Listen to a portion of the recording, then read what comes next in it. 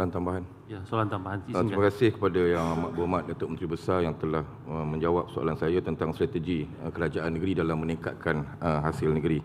Ini nampak sangat positif. Dan soalan Pelabuhan Kelang, soalan tambahan Pelabuhan Kelang, berapakah nilai peningkatan hasil yang dianggarkan berdasarkan strategi yang telah dicadangkan tadi? Daripada 3 perkara yang saya sebutkan tadi, yang pertama iaitu tentang dividen anak syarikat sebanyak 40 juta, kemudian 2 perkara lain iaitu fee pejabat berjumlah 50 juta dan caruman parit kita anggarkan 10 juta. Maknanya dari 3 langkah pertama ini dijangkakan kita akan dapat menambah kutipan 100 juta daripada kutipan-kutipan yang tidak dapat dikutip ataupun yang tidak dikutip pada sebelum-sebelum ini. Secara keseluruhan kita sedang membuat penilaian. Kadang-kadang kenaikan-kenaikan yang dikenakan ataupun fee yang dikenakan itu agak kecil dan setiap jabatan juga menunjukkan kadarnya. Kita akan melihat kepada kepentingan. Yang pentingnya kita tidak boleh membebankan. Dia ada act of balance di antara peningkatan-peningkatan fee dengan perkhidmatan yang diberikan oleh pentadbiran awam dan juga yang dinikmati oleh rakyat negeri Selangor. Terima kasih. Speaker. Ya, silakan. Terima kasih Tuan Speaker.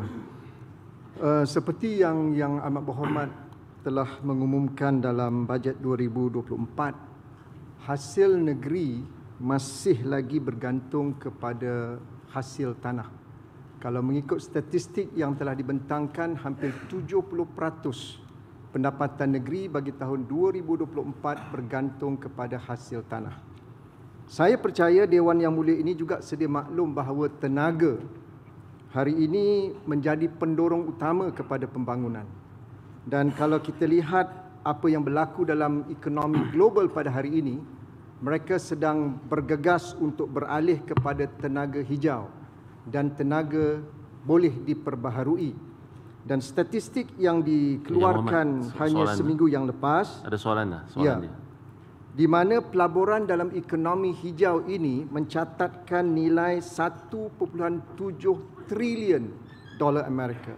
Maka persoalan saya, apakah perancangan kerajaan untuk memastikan tenaga hijau dan tenaga boleh diperbaharui ini dapat digamit melalui pelaburan-pelaburan baru supaya Selangor tidak hanya bergantung kepada hasil tanah untuk pendapatan bagi tahun-tahun yang akan datang. Terima kasih. Ya. Terima kasih Speaker dan Ketua Pembangkang atas soalan yang dikemukakan. Kebetulan dalam tempoh 2 tahun kebelakangan ini, saya sendiri telah mengubah beberapa paradigma untuk keterlibatan Menteri Besar terutamanya dalam sektor tenaga. Sebab itu saya telah menukar chairman chair itu ataupun pengerusi daripada Worldwide Holding daripada PNSB kepada Worldwide Holding, supaya kita dapat menguja serta mengenal pasti sektor tenaga yang diketuai dan keterlibatan oleh Worldwide Holding sejak daripada tahun 90-an lagi. Justru pada ketika ini, Worldwide Holding mempunyai lebih kurang 9 ke 10 projek yang sebahagiannya adalah projek renewable energy ataupun ekonomi hijau ataupun tenaga hijau. Dan sebahagiannya adalah Pulau Indah Power Plant yang masih lagi boleh dianggap sebagai brownfield ataupun tenaga yang berasaskan kepada fosil kerana berunsurkan daripada gas dan juga tenaga.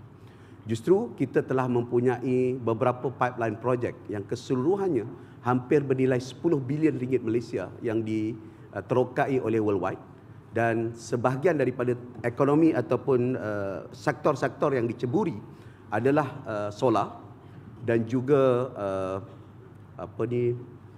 mini hydro, dan yang ketiganya adalah penghasilan hidrogen.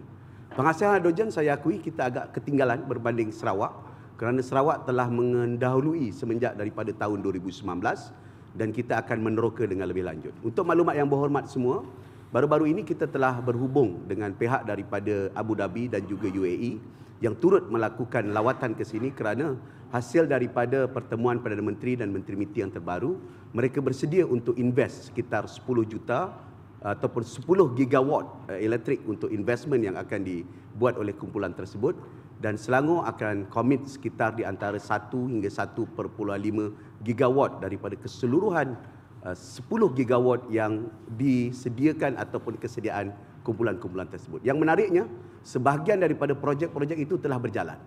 beberapa projek kita tentang waste to energy boleh dianggap sebagai projek renewable energy. Dan keterlibatan kita dalam projek solar, keseluruhannya setakat ini di dalam tangan worldwide adalah sekitar 706 megawatt. Maknanya not even 1 megawatt, dan kita akan mengenal pasti beberapa lokasi untuk pembinaan solar. Itu pun begitu, dalam ucapan yang saya sebutkan dalam parlimen baru-baru ini, sumbangan yang diberikan oleh solar dan biogas masih lagi sangat rendah di dalam negara kita. Sekitar 4% daripada keseluruhan, dan saya percaya hal ini perlu disokong kerana ia akan menjamin kelestarian alam di samping pengaliran tenaga yang konsisten kepada negeri dan negara. Terima kasih. Ya,